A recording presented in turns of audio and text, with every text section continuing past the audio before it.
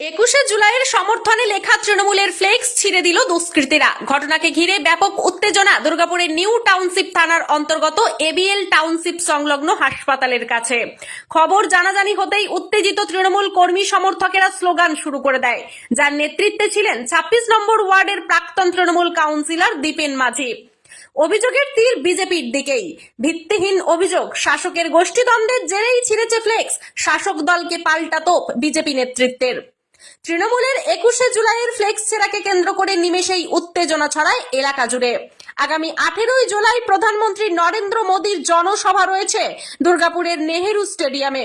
21শে জুলাই তৃণমূলের শহীদ দিবস কলকাতায়। আর এরই মাঝে দুর্গাপুরে তৃণমূলের ফ্লেক্স ছিঁড়ে দেওয়াকে কেন্দ্র করে টান টান উত্তেজনা দুর্গাপুরে।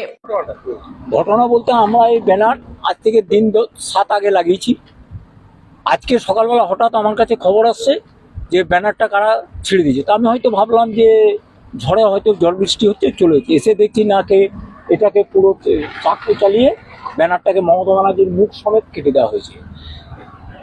বিরোধীদের এই চক্রান্ত, আমরা এর তীব্র প্রতিবাদ জানাচ্ছি এবং এর সাথে আমরা এনটিএস থানায় আমরা একটা রিটিন কমপ্লেন করব।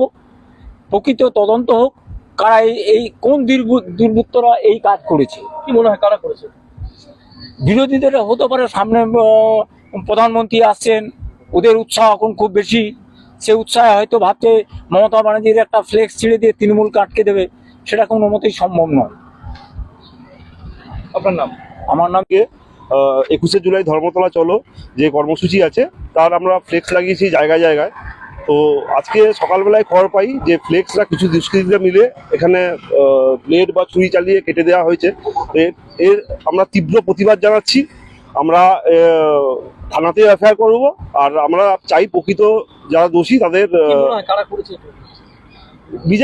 বিজেপি করেছে, কারণ কি বিজেপির এখানে সামনেই পার্টি অফিস আছে। ওরাও কিছু লোক চায় হয়তো মমতা ব্যানার্জির এই রূপ মানে করে মজা করার জন্য, সেজন্য করেছে ওরাই। আমাদের এটাই মনে হচ্ছে। আমরা আইনটিটিউসির পক্ষ থেকে আমরা এই ব্যানার লাগিয়েছি। আমরা যে ব্যানার ছিঁড়েছে তার তীব্র প্রতিবাদ জানাচ্ছি।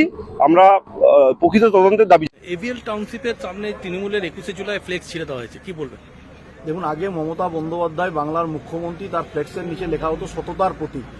এখন এটা তৃণমূল কংগ্রেস দল আর সততার প্রতীক লেখেনি। এবার এই সততার প্রতীকের দলে বর্তমানে যা গোষ্ঠীদ্বন্দ্ব একে অপরের সাথে, 21শে জুলাইয়ের যারা ফ্লেক্স লাগাচ্ছে একদল চাঁদা তুলে, আর যারা চাঁদা তুলতে পারছে না তারা দুঃখে 21শে জুলাই মমতা ব্যানার্জির ফ্লেক্স ছিঁড়ছে। এর মধ্যে বিজেপির কোনো রোল নেই। যারা ওরা বলছে যে বিজেপি উল্লসিত হয়ে এটা করছে।